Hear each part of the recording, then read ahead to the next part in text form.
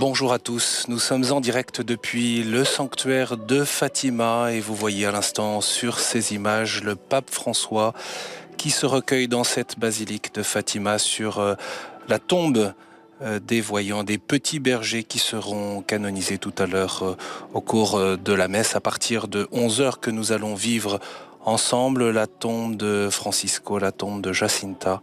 Il y a également la tombe de Sœur Lucie, dont le procès de béatification a été ouvert.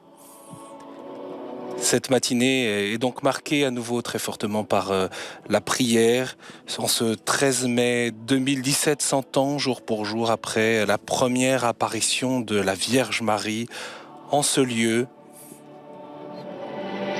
Et c'est évidemment un moment très important pour les Portugais, mais bien plus largement pour le monde entier, puisqu'on sait que le message de la Vierge Marie qu'elle a transmis à ses enfants porte sur un appel à la conversion et à la pénitence. Le pape va maintenant rejoindre la sacristie où il va se préparer pour la messe, et en dehors, sur l'esplanade, sont rassemblés des centaines de milliers de pèlerins.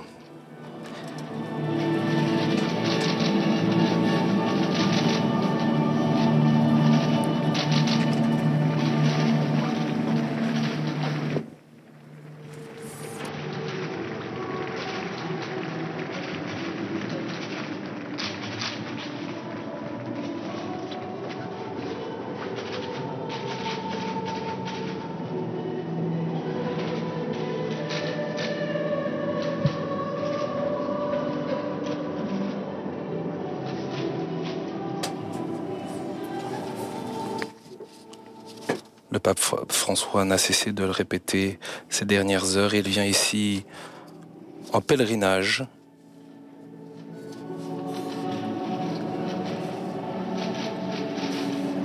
Et l'ensemble des moments de ce pèlerinage est marqué par la prière.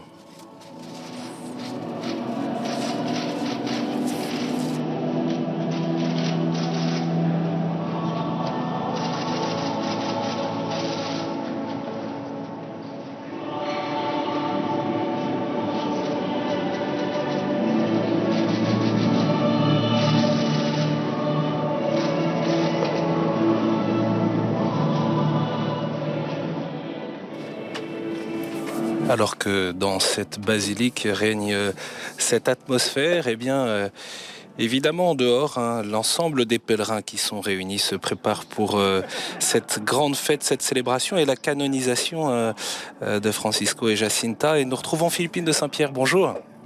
Bonjour Étienne. Vous allez pouvoir nous dire quelques mots de ces centaines de milliers de pèlerins qui sont là déjà depuis de nombreuses heures sur l'esplanade de la basilique.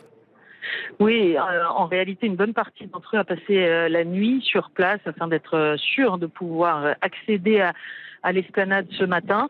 Mais d'autres ont pu arriver sans encombre au cours de la matinée. À partir de 7 heures ce matin, on a vu des grandes files de pèlerins se diriger vers l'esplanade. Et de fait, on avait annoncé que ce serait très difficile d'accès. En réalité, jusqu'à 10 heures ce matin, c'était relativement possible. Alors maintenant, je dois vous dire qu'il y a manifestement des milliers, peut-être des dizaines de milliers de personnes qui sont à l'extérieur. L'esplanade est archi comble et ces pèlerins en tout cas créent entre eux une atmosphère singulière, à la fois beaucoup de joie, mais une joie très paisible, très familiale. Il y a là toutes les générations et puis très recueillie.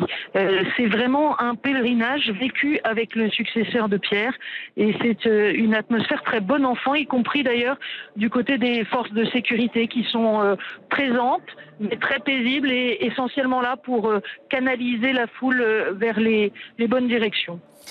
Alors on voit sur cette basilique les portraits, les représentations de Jacinta et Francisco qui vont être canonisés tout à l'heure. Et puis a été emmenée en procession la statue de Notre-Dame de Fatima depuis la petite chapelle des apparitions, là où se sont déroulées les apparitions, jusque devant cette basilique du Rosaire.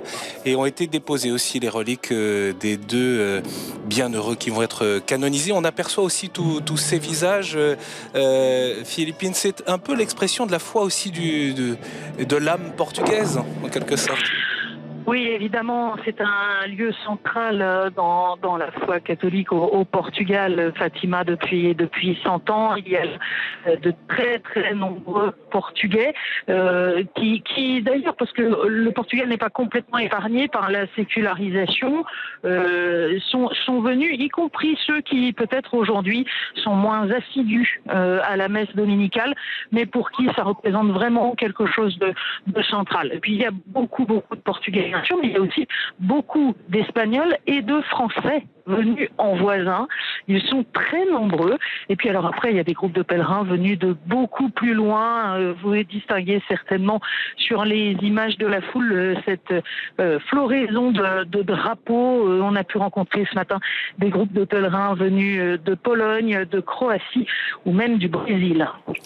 Oui, c'est sur cette esplanade d'ailleurs que souvent s'achève le pèlerinage à genoux pour la conversion, mais aussi la prière pour les pécheurs. Je vous invite d'ailleurs à retrouver sur notre site internet l'émission Hors les murs qui raconte ces pèlerinages et les différents documentaires qui ont été diffusés sur l'antenne.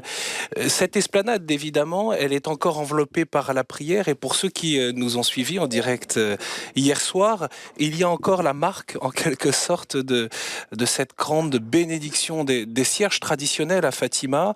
Vous pouvez peut-être nous en dire quelques mots ? Oui, c'est évidemment la messe de ce matin, c'est la fête de Notre-Dame de Fatima, c'est la canonisation des deux petits voyants. Donc c'est le point culminant de ce jubilé du centenaire. Mais probablement que le moment le plus émouvant, le recueillement le plus intense, c'était hier soir.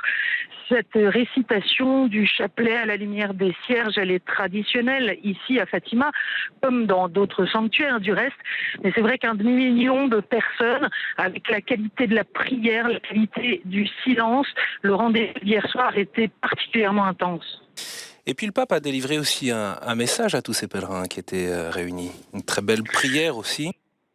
Oui, sa prière d'abord, tout de suite en arrivant, après un long temps de recueillement silencieux, il a dit cette prière orientée évidemment sur le message de Fatima, la conversion, la paix, le fait d'abattre les murs, d'être porteur de paix jusqu'aux périphéries du monde. Prière dans laquelle il a aussi donné ce message personnel, se confiant personnellement à la Vierge de Fatima et par elle renouvelant sa consécration à Dieu. Et puis ensuite, effectivement, le soir, dans son message après le chapelet, le pape a voulu préciser peut-être une fois de plus quel Marie on prie ici. Vous savez qu'il y a beaucoup d'interprétations autour du message de Fatima, parfois des interprétations abusives, et le pape a voulu souligner que ça n'est pas une image pieuse et ça n'est pas non plus celle qui tiendrait le bras justicier d'un Dieu prêt à punir l'humanité, c'est bien celle qui est bienheureuse pour avoir cru. Et une fois de plus, le pape François a donné une catéchèse sur le jugement de Dieu, un jugement qui ne se comprend qu'à la lumière de la miséricorde. C'est un message qu'a repris ensuite le cardinal Parolin, qui a célébré la messe dans la nuit jusqu'à quasiment minuit avec la foule des pèlerins. Et dans son homélie, le cardinal Parolin a redit que oui, la prière peut stopper le mal. C'est le cœur du message ici, la prière pour la conversion des pécheurs, pour la conversion du monde, pour notre conversion à chacun, et puis la prière pour la paix dans le monde. C'est un message évidemment qui était vrai au cœur de la première guerre mondiale qui secouait l'Europe, mais c'est aussi un message très, très actuel. Oui, et c'est ce que nous disent tous ceux que l'on rencontre. On sait bien les tribulations du monde aujourd'hui, les conflits qui ensanglantent la planète, mais aussi la violence du monde en général, même dans des sociétés qui sont en apparence en paix. Et le message de Fatima, c'est bien celui-là, c'est la conversion de nos cœurs qui donne la paix à nos cœurs et nous permet d'être aussi artisans de paix autour de nous. Et on peut saluer tous ceux qui nous suivent pour cette retransmission depuis Fatima en direct, en communauté. Et bien sûr, on salue aussi ceux qui nous suivent depuis le sanctuaire de Lourdes, depuis la basilique souterraine Saint-Pidis. Peut-être, Philippine, on peut encore dire un mot très particulier sur le lien entre les papes et Fatima. Oui, alors d'abord une petite salutation effectivement pour ceux qui nous regardent à la basilique Saint-Pidis à Lourdes et pour leur dire que le recteur du sanctuaire est bien présent. Nous l'avons croisé tout à l'heure, le père Cab, accompagné du père Daron, délégation de Lourdes donc pour participer à cette fête. Les sanctuaires, les deux sanctuaires sont proches évidemment. Alors Fatima est indissociable évidemment des papes. D'abord, vous le savez, dans les trois parties de la vision donnée aux voyants par la Sainte Vierge, il y a cette troisième étape sur les persécutions contre l'Église et contre le pape, dont l'interprétation est qu'elle annonçait l'attentat du 13 mai 1981. Mais il y a aussi cette demande de la Vierge de consécration à son cœur immaculé, une demande qui va être tôt entendue par l'Église. C'est en 1942 que Pie XII va consacrer le monde au cœur immaculé de Marie et ce sera répété par ses successeurs jusqu'à François qui va le redire en octobre 2013, quelques mois après son élection. Alors il y a aussi ce lien particulier de l'attentat du 13 mai 81. Vous savez, on le répète depuis hier que dans la couronne de la Vierge de Fatima se trouve enchâssée la balle qui a traversé Jean-Paul II, qui aurait dû le tuer, et dont le Saint-Pape était persuadé que c'est la main de la Vierge de Fatima qui a dévié la trajectoire lors de cet attentat. Il y a donc ce lien particulier avec Saint Jean-Paul II. Il y a aussi un lien particulier avec Benoît XVI, puisque c'est au cardinal Ratzinger que le pape Jean-Paul II va demander d'étudier puis de rendre public la troisième partie du secret de Fatima à l'occasion du jubilé de l'an 2000. Et donc le cardinal Ratzinger a plusieurs fois et beaucoup rencontré sœur Lucie dans son Carmel, et c'est lui qui a écrit le commentaire théologique de cette troisième partie du secret. Comme pape, Benoît XVI est aussi revenu ici. C'était en 2010. Et puis on peut penser qu'il y a un lien particulier avec François aussi, pour la raison que ce message qui concerne la paix dans le monde, la vie, les tribulations du monde, l'actualité, la guerre, etc., qui est un message au fond aussi avec une grande force géopolitique, et bien ce message il est confié à des tout petits par l'âge, bien sûr, puisqu'ils ont 7 et 9 ans pour Francisco et Jacinta, et puis 10 ans pour Lucie, et des tout petits aussi parce que ce sont de petits bergers, illettrés, et vous savez que le pape François nous redit chaque fois combien le message de l'Évangile est d'abord celui des plus petits, c'est par eux qu'il passe. Et oui, il y a cette très belle prière dont je peux en lire un extrait.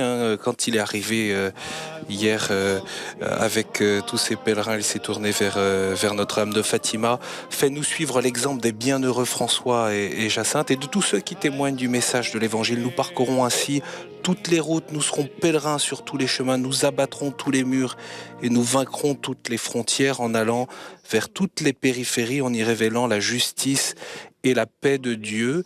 Et le pape François l'a redit à de très nombreuses reprises hier, la manière dont il associait, dont il portait lui-même d'ailleurs dans son cœur et dont il déposait tous ceux qu'il portait dans son cœur, et en particulier les personnes fragiles, ceux qui souffrent, les malades et les plus faibles. Oui, bien sûr, c'est un axe majeur d'abord de l'Évangile et puis aussi de l'enseignement du pape François. Le pape qui a dit qu'il apportait les plus belles fleurs qui lui aient été confiées ici au pied de la Vierge pour qu'elle les présente à son fils, et en précisant que ces plus belles fleurs, ce sont tous les hommes et toutes les femmes de ce monde. Mais bien sûr, évidemment, d'abord les plus fragiles, d'abord les plus petits. Ça fait vraiment partie de l'enseignement de Fatima. Et peut-être c'est aussi une éducation. On sait que ces manifestations de dévotion populaire, à certaines époques récentes dans la vie de l'Église, ont pu être regardées avec un peu de condescendance, comme étant parfois proches de la superstition. Et c'est vrai qu'elles doivent toujours être catéchisées. Mais le pape François, lui, il insiste beaucoup sur la fécondité de cette piété populaire, sur sa beauté profonde et sa nature profonde. Il en parle beaucoup, notamment dans Evangelii Gaudium, où il rappelle combien aller ensemble avec des enfants, en famille, avec des amis, marcher vers un sanctuaire, eh bien c'est déjà en soi un acte d'évangélisation. Donc voilà, on est là en tout cas dans un environnement qui non seulement est familier pour le pape François, mais qui est aussi au cœur de l'enseignement qu'il donne au monde et à l'Église. Merci beaucoup Philippine pour ces échos et ces retours sur ce qui se vit très concrètement sur cette esplanade où sont rassemblés au moins 400 000 pèlerins. Les organisateurs évoquaient ce chiffre d'1 million, même si l'espace paraît évidemment un peu restreint. Parce que je peux vous dire que la foule à l'extérieur du sanctuaire continue de grossir. Tous ceux qui sont bloqués à une entrée, qui essayent de passer par une autre, et manifestement il est vraisemblable que cela dépasse le demi-million de personnes. On aura sans doute les chiffres officiels dans la matinée. Et vous nous les donnerez bien sûr, on vous retrouve prochainement et notamment pour les flashs au cours de cette journée. Merci beaucoup Philippine. On voit sur ces images la procession qui se met en place pour vivre cette célébration eucharistique, cette messe du centenaire des apparitions de la Vierge Marie à Fatima, messe au cours de laquelle 2 des 3 petits bergers seront béatifiés, Jacinta et Francisco.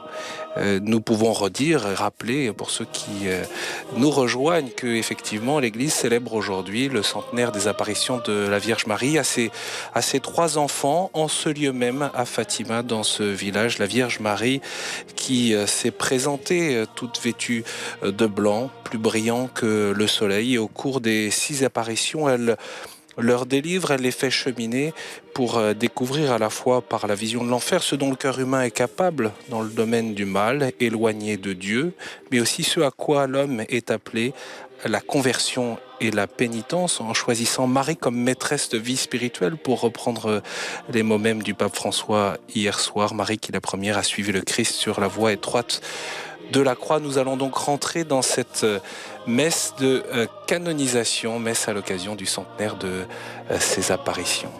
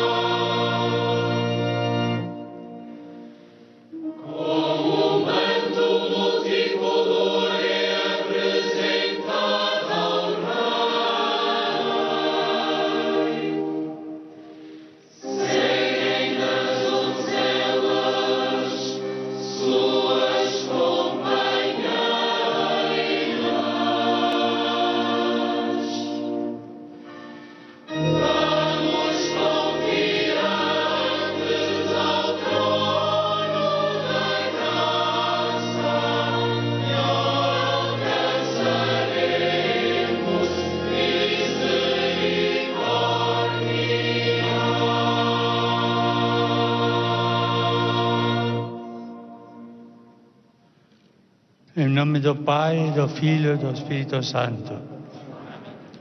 A paz esteja convosco.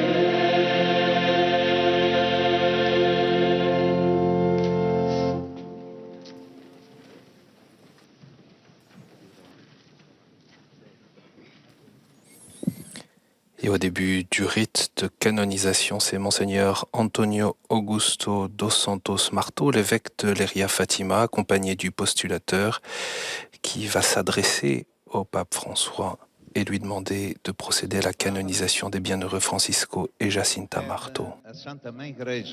Saint-Père, par la Sainte Mère Église demande à votre sainteté d'inscrire les bienheureux François Marteau et Jacinthe Marteau au livre des saints et qu'ils soient ainsi évoqués par tous les chrétiens.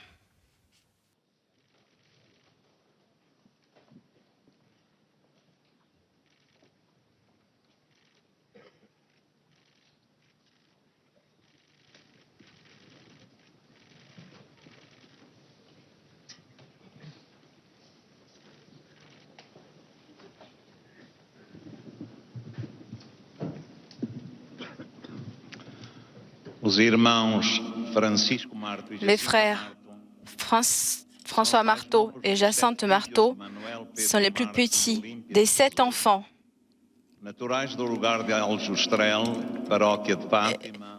Naturels justement de la diocèse de Fatima. François Marco est né en juin 1908. Il a été baptisé le 28 à l'église de Fatima. Jacinthe, elle, est née le 5 mars de 1910 et a été baptisée le 19 de ce même mois dans la même église paroissiale de Fatima.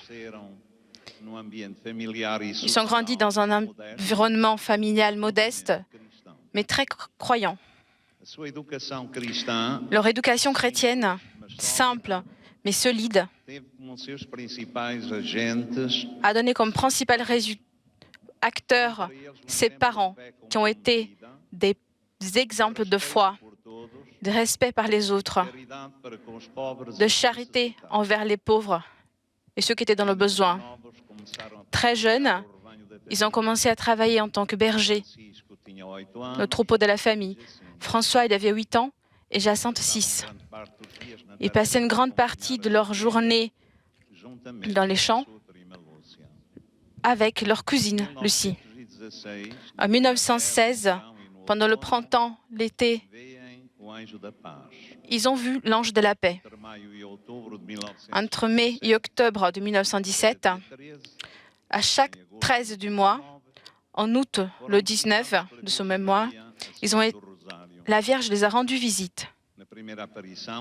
La première apparition, le 13 mai 1917, la Sainte Vierge les a invités. Est-ce que vous voulez vous donner à Dieu? Avec leur cousine Lucie, ils ont répondu « Oui, nous voulons ». À partir de ce moment, ils ont vécu leur vie tout rendu à Dieu et au seul dessein de miséricorde. Le profil de François, ce qui revient en évidence, c'est sa façon d'être sereine, pacifique. À partir des apparitions de l'ange de Marie, ils vont développer un style de vie qui se caractérise par la contemplation et l'adoration.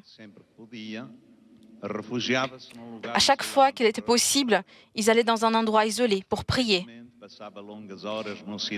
Ils passaient beaucoup de temps dans le silence de l'église paroissiale, devant la Saintissime Eucharistie, pour faire compagnie à Jésus, comme il disait. Dans cette intimité avec Dieu, François, il voit en Dieu triste devant toutes les souffrances du monde. Il souffre avec lui. Il veut le consoler. Étant le plus contemplatif des trois, sa vie de prière est alimentée de ce silence où il écoute Dieu.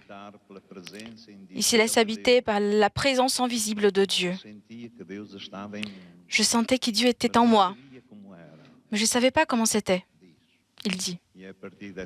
Et à partir de cette présence, qu'il cueille les autres dans la prière. En octobre 1918, il tombe malade. Il était victime d'une épidémie. En 2 avril de 1919, il se confesse et le 3 avril, il reçoit les Saints-Sacrements.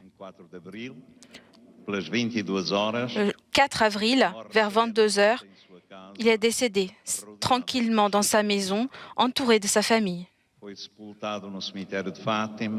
Il repose aujourd'hui au cimetière de Fatima. Le 13 mai 1952, on l'a transloqué. Il est parti à la basilique de Sanctuaire. Jacinthe, elle avait un caractère tendre et très expansive. Elle a été touchée par les apparitions de l'ange et de la Mère de Dieu. Elle s'est laissée impressionner justement par tous les souffrements des peuples pécheurs et la souffrance de son Père. En effet, après ces rencontres, elle vit complètement abandonnée. Elle ne pense plus à elle-même. Elle offre des heures de sacrifice pour tous ceux qui souffrent. Son spiritualité est caractérisée par un don de soi très généreux. Tous les petits gestes du quotidien même pendant sa maladie, ont été des raisons des possibilités d'offrande à Dieu, justement, pour tous les pécheurs, pour la souffrance du monde. Elle faisait des jeûnes, des sacrifices, pour être justement toute donnée. La caractéristique fondamentale de son spiritualité était justement la compassion, en particulier envers ceux qui souffraient, et pour tous ceux qui étaient éloignés de Dieu. À la fin de 1918, Jacinthe tombe malade elle aussi. En janvier 1920, et on l'amène à Lisbonne pour être traitée dans un hôpital. La nuit de 20 février, à 22h30, elle est décédée, toute seule. Elle a été sépultée dans un cimetière de la région et en 1935, elle aussi était transladée au cimetière de Fatima. Et en mai 1951, pour la basilique justement de Notre-Dame de Fatima.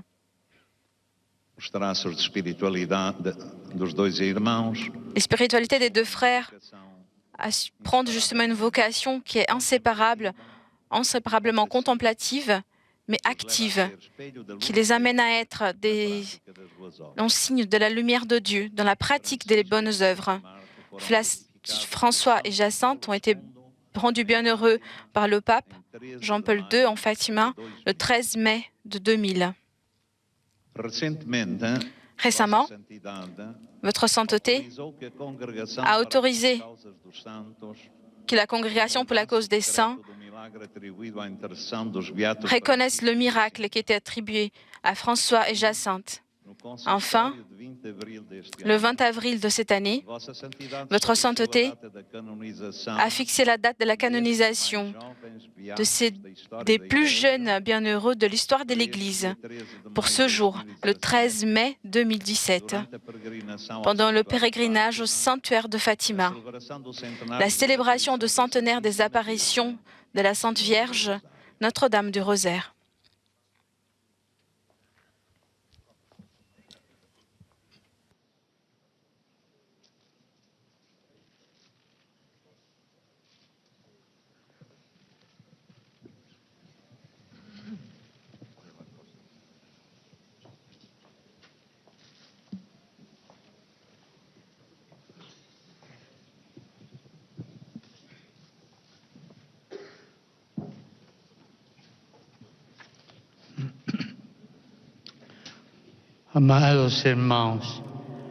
Frères bien-aimés, élevons nos prières à Dieu le Père Tout-Puissant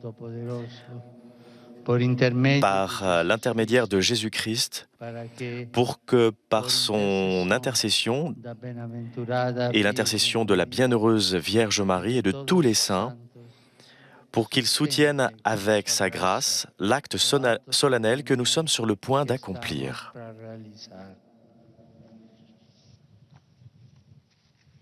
Christus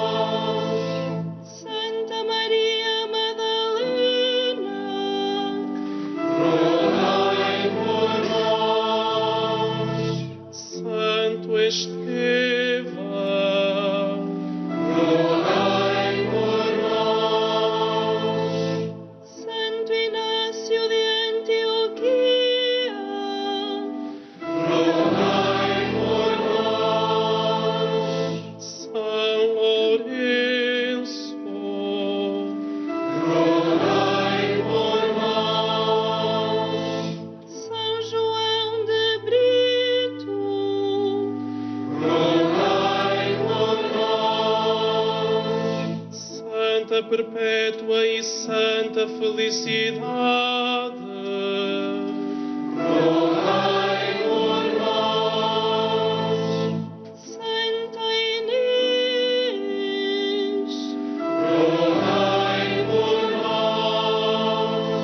São Gregório, rogai por nós. Santo Agostinho, rogai por nós.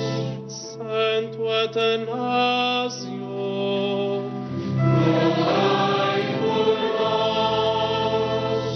São Basílio, rogai por nós. São Martinho, rogai por nós. São Bento, rogai por nós. São Martinho de Dume, rogai por nós. São Frutuoso e São Geraldo, rogai por nós. São Teotônio, rogai por nós. São Francisco e São Domingos, rogai por nós. Santo Antônio de Lisboa, rogai por nós. São João de Deus, rogai por nós. São Francisco Xavier, rogai por nós. São João Maria Vianney, rogai por nós. Santa Isabel de Portugal, rogai por nós. Santa Catarina de Sena, rogai por nós. Santa Teresa de Jesus, rogai por nós. Santa Beatriz da Silva, rogai por nós. Todos os santos e santas de Deus, rogai por nós. Sede-nos propício, livrai-nos, Senhor, de todo mal. Livrai-nos, Senhor, de todo pecado. Livrai-nos, Senhor, da morte eterna. Livrai-nos, Senhor,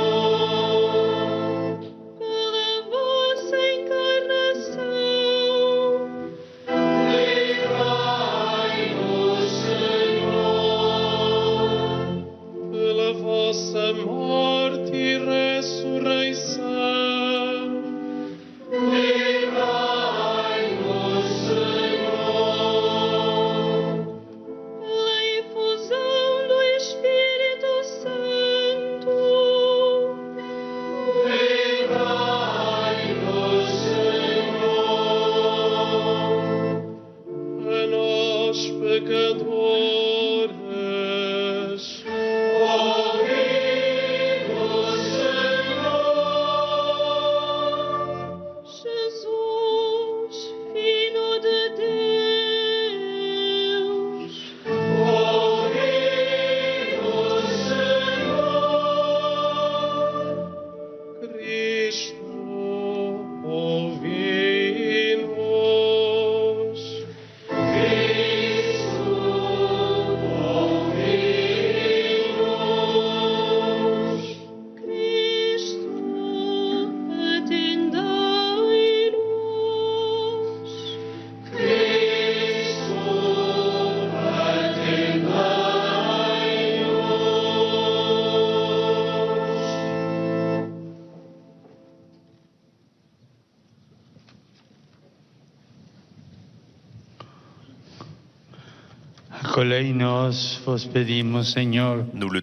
Nous te le demandons, accueille Seigneur les prières de ton peuple, pour que l'acte que nous réalisons dans l'accomplissement de notre service te soit agréable et serve à la croissance de ton Église.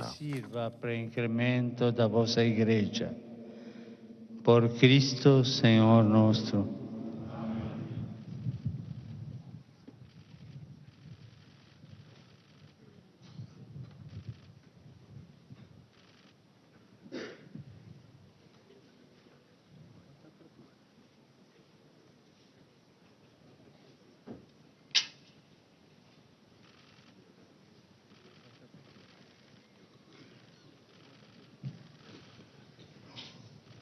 In ombra da Santissima Trinitate, per exaltação da fé católica. En l'honneur de la très sainte et indivisible Trinité, pour l'exaltation de la foi catholique et la croissance de la vie chrétienne, par l'autorité de notre Seigneur Jésus-Christ, des saints apôtres Pierre et Paul et la nôtre, après avoir réfléchi longuement, ayant imploré de nombreuses fois l'aide divine et ayant écouté l'avis de nombreux frères, nous déclarons et définissons comme saints les bienheureux François Marteau et Jacinthe Marteau.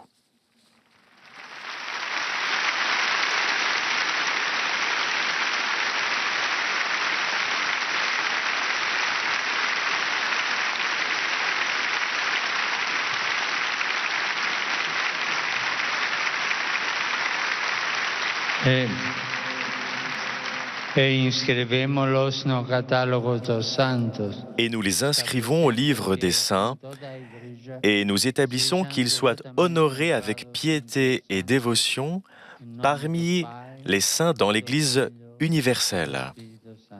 Au nom du Père et du Fils et du Saint-Esprit.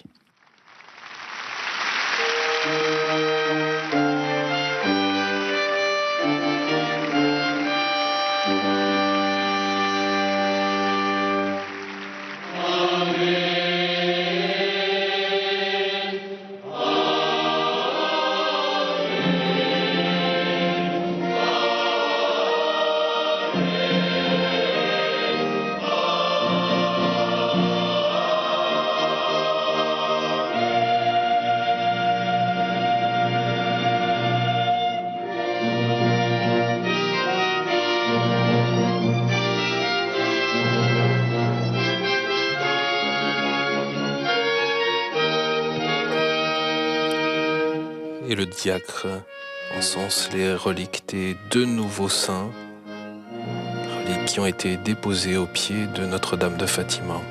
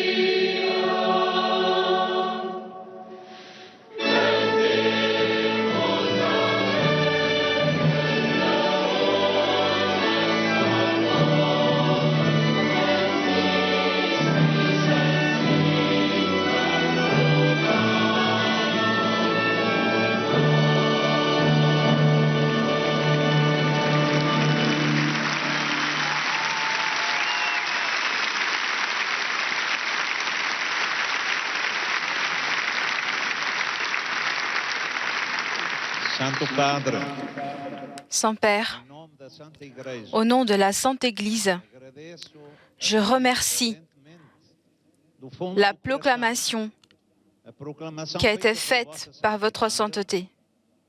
Et je demande humblement qu'elle soit rédigée, la lettre apostolique, en lien avec la canonisation effectuée. Assim ordenamos.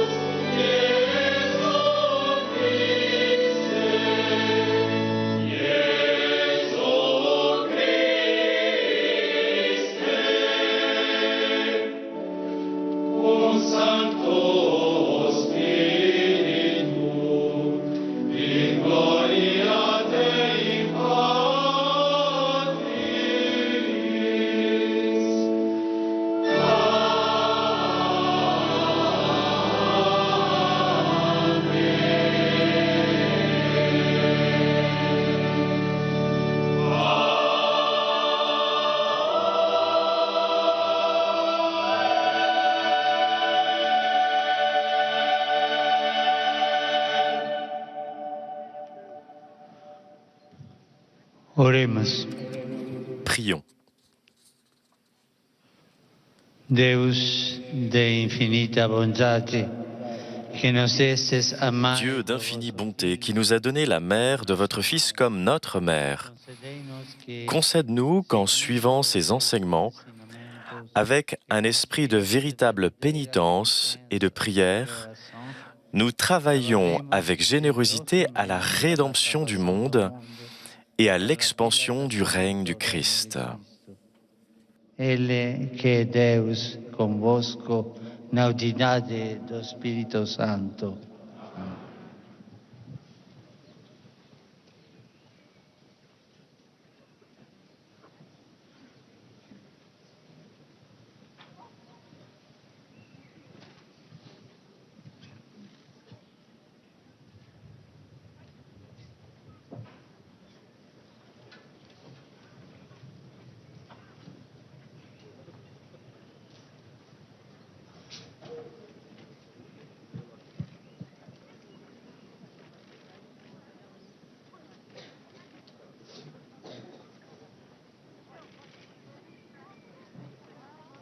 Leitura do Apocalipse São João. O templo de Deus abriu-se no céu e a arca da aliança. De l'Apocalypse selon Saint Jean. Le sanctuaire de Dieu qui est dans le ciel s'ouvrit et l'arche de son alliance apparut dans le sanctuaire. Un grand signe apparut dans le ciel, une femme ayant le soleil pour manteau, la lune sous ses pieds et sur la tête une couronne de 12 étoiles. Elle est enceinte, elle crie, dans les douleurs et la torture d'un enfantement. Un autre signe apparut dans le ciel, un grand dragon rouge feu avec 7 têtes et 10 cornes, et sur chacune des 7 têtes un diadème. Sa queue, entraînant le tiers des étoiles du ciel, les précipita sur la terre. Le dragon vint se poster devant la femme qui allait enfanter afin de dévorer l'enfant dès sa naissance. Or, elle mit au monde un fils, un enfant mâle, celui qui sera le berger de toutes les nations, les conduisant avec un sceptre de fer. L'enfant fut enlevé jusqu'auprès de Dieu et de son trône, et la femme s'enfuit au désert où Dieu lui a préparé une place. Alors j'entendis dans le ciel une voix forte qui proclamait « Maintenant voici le salut, la puissance et le règne de notre Dieu, voici le pouvoir de son Christ. » Agora chegou a salvação, o poder e a realeza do nosso Deus e o domínio do seu ungido. Palavra do Senhor.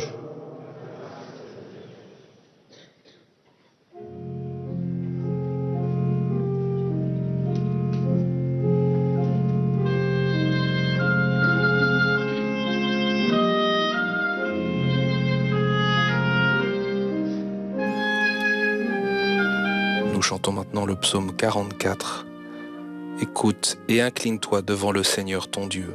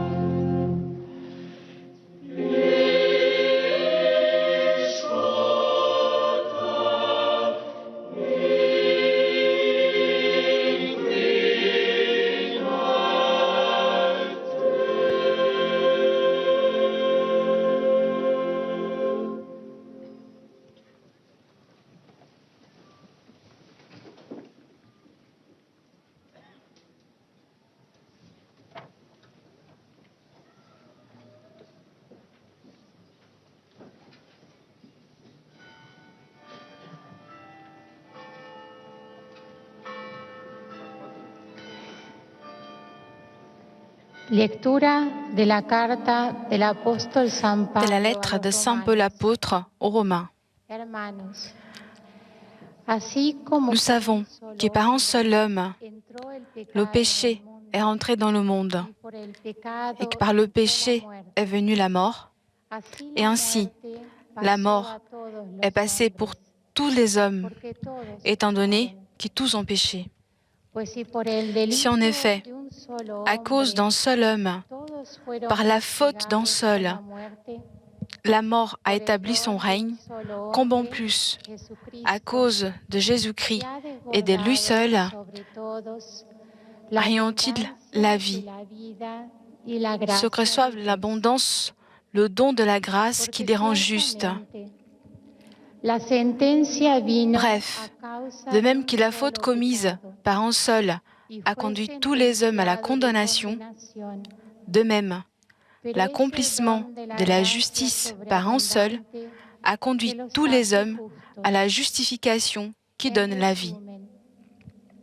En effet, de même que par la désobéissance d'un seul être humain, la multitude a été rendue pécheresse, de même, par l'obéissance d'un seul, la multitude sera-t-elle rendue juste. La justificación que da la vida. Y así como por la desobediencia de uno, todos fueron hechos pecadores, así, por la obediencia de uno, todos serán hechos justos. Palabra de Dios.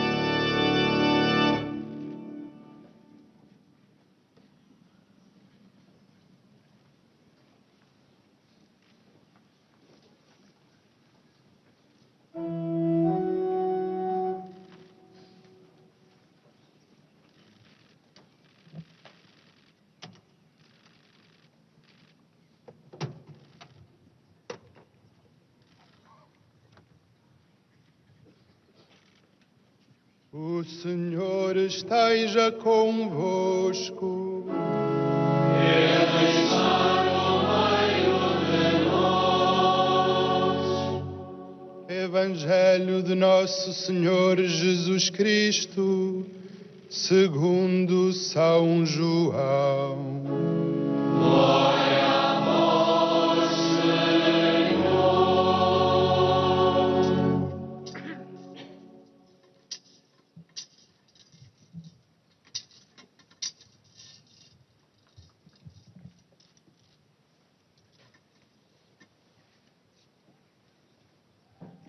Naquele tempo, estavam junto à cruz de Jesus. De l'Évangile selon Saint Jean. En ce temps-là, près de la croix de Jésus se tenait sa mère et la sœur de sa mère, Marie, femme de Cléophas, et Marie-Madeleine. Jésus, voyant sa mère et près d'elle le disciple qu'il aimait, dit à sa mère, « Femme, voici ton fils. » Puis il dit au disciple, « Voici ta mère. » Et à partir de cette heure-là, le disciple l'a pris chez lui.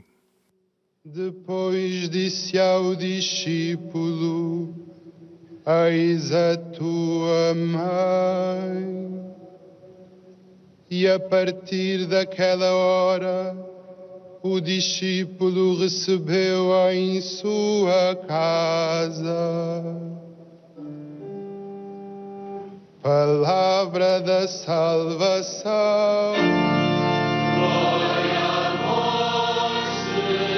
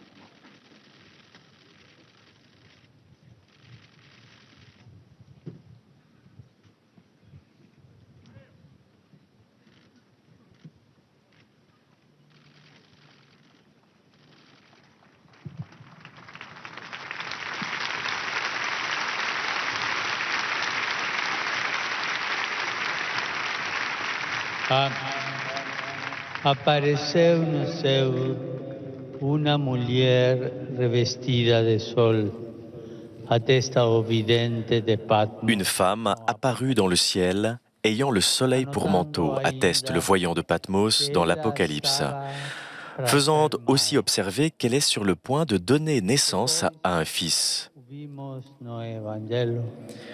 Puis, dans l'Évangile, nous avons entendu Jésus dire aux disciples, « Voici ta mère. »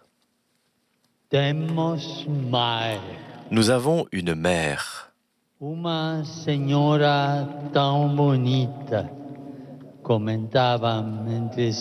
Une dame très belle, comme disaient entre eux les voyants de Fatima, sur la route de la maison, en ce jour béni du 13 mai, il y a 100 ans.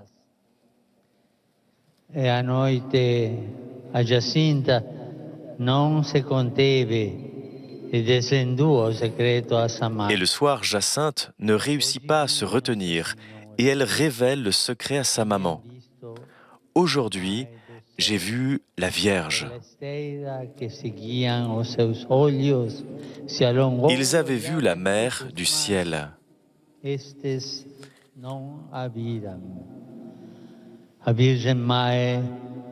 Le regard d'un grand nombre s'est dirigé dans la direction que suivaient leurs yeux, mais ils ne l'ont pas vue. La Vierge Marie, la Vierge Mère, n'est pas venue ici pour que nous la voyions. Pour cela, nous aurons toute l'éternité si nous allons au ciel, bien entendu. Mais elle, présageant l'avenir et nous mettant en garde contre le risque de l'enfer où mène la vie, souvent proposée et imposée, sans Dieu et qui profane Dieu dans ses créatures, elle est venue nous rappeler la lumière de Dieu qui demeure en nous et qui nous couvre, car, comme nous l'avons entendu dans la première lecture, l'enfant fut enlevé jusqu'auprès de Dieu.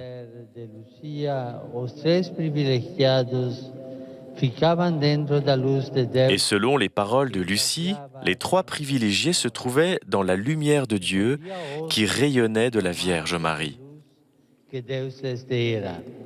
Elle les enveloppait dans le manteau de lumière que Dieu lui avait donné. Comme le croient et le sentent de nombreux pèlerins, si nous tous, Fatima est surtout ce manteau de lumière qui nous couvre, ici comme partout ailleurs sur la terre, quand nous nous réfugions sous la protection de la Vierge Marie pour lui demander, comme l'enseigne le Salve Regina, « Montre-nous Jésus ». Queridos peregrinos, temos madre, temos mãe. Chers pèlerins, nous avons une mère, nous avons une mère. Agarrados a ella como filhos, vivamos da esperanza. Cramponnés à elle comme des enfants, vivons de l'espérance fondée sur Jésus. Car comme nous l'avons entendu dans la seconde lecture, à cause de Jésus-Christ et de lui seul, ceux qui reçoivent en abondance le don de la grâce, qui les rend justes, régneront dans la vie. Quand Jésus est monté au ciel, il a apporté auprès du Père céleste l'humanité, notre humanité, qu'il avait assumée dans le sein de la Vierge Mère. Et il ne s'en séparera jamais plus. Fixons notre espérance comme une ancre dans cette humanité placée dans le ciel à la droite du Père.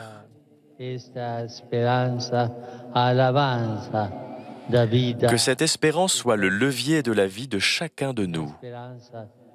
Une espérance qui nous soutient toujours jusqu'au dernier souffle.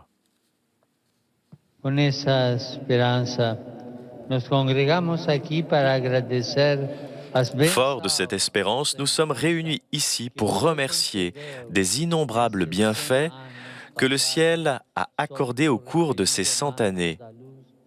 Passé sous ce manteau de lumière que la Vierge, à partir de ce Portugal porteur d'espérance, a étendu aux 4 coins de la terre.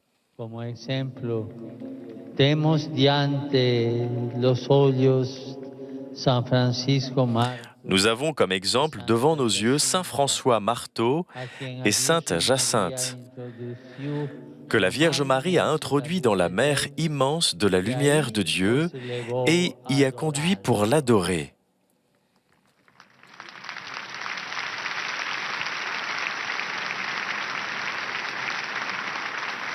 De là, leur venait la force de surmonter les contrariétés et les souffrances.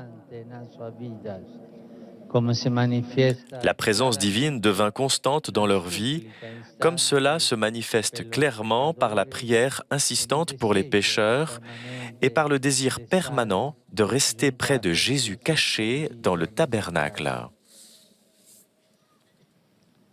Nas suas memorias, a irmã Lucia dá a palavra a Jacinta que beneficiara. Dans ses mémoires, Sœur Lucie donne la parole à Jacinthe qui venait d'avoir une vision.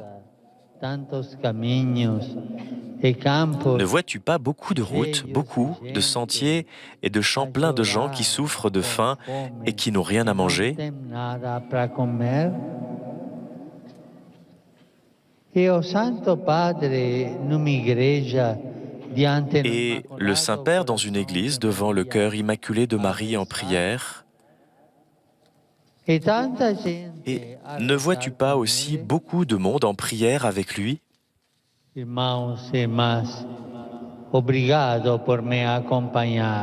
Merci frères et sœurs de m'accompagner.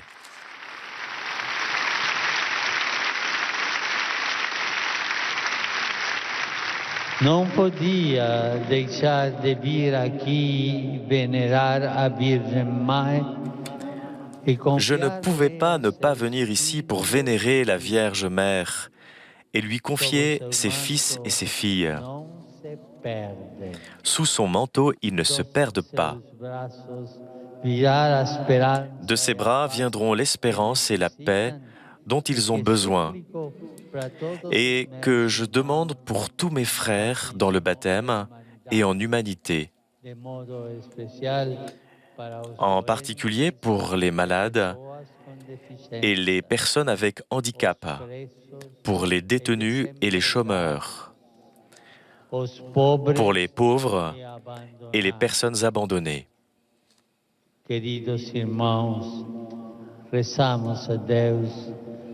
Chers frères, prions Dieu dans l'espérance que les hommes nous écoutent et adressons-nous aux hommes avec la certitude que Dieu nous porte secours.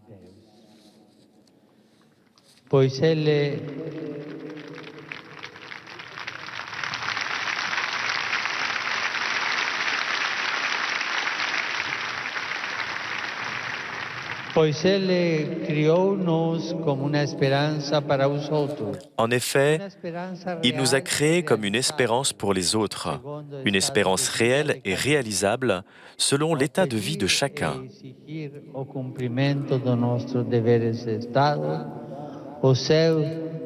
En demandant et en exigeant de chacun de nous l'accomplissement de son devoir d'État, le ciel déclenchait une vraie mobilisation générale contre cette indifférence qui nous gèle le cœur et aggrave notre myopie. Nous ne voulons pas être une espérance avortée. La vie ne peut survivre que grâce à la générosité d'une autre vie. Si le grain de blé tombé en terre ne meurt pas, il reste seul.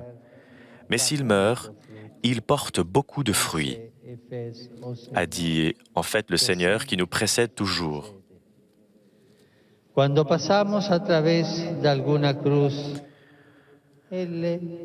Quand nous passons par quelques croix, il y est déjà passé en premier. Ainsi, nous ne montons pas sur la croix pour trouver Jésus, mais c'est lui qui s'est humilié et qui est descendu jusqu'à la croix pour nous trouver et en nous vaincre les ténèbres du mal et nous reconduire à la lumière.